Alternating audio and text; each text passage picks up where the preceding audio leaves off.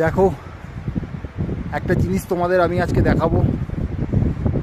আমাদের প্রকৃতির সব থেকে শুদ্ধ জিনিস আমি এখন খাবো।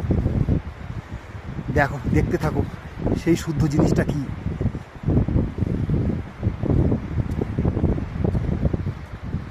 এই দেখো,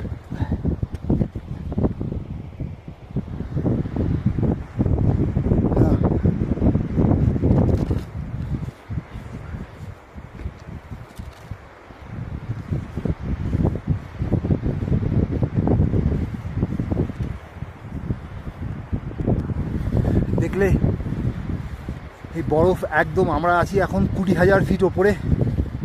বরফ সেদিনকে যেমন মেঘ ফাটা বৃষ্টি নাম তো তোমরা শুনেছই, মেঘ ফাটা বৃষ্টি, তেমনি 3-4 দিন আগে আমাদের এখানে মেঘ ফাটা বরফ পড়েছে। বরফ একদম চাকা চাকা পড়েছে আকাশ থেকে। আমরা 20,000 ফিট ওপরে আছি, মেঘ একদম মেঘ ফাটা বরফ পড়েছে। সেখান থেকে দেখছো কেমন শ্বাস নিতে কষ্ট হচ্ছে কীরকম, কারণ এখানে গাছপালা কিছু নেই তো। ওয়াকিং করতে বেরিয়েছি, খুব শ্বাস নিতে কষ্ট হচ্ছে।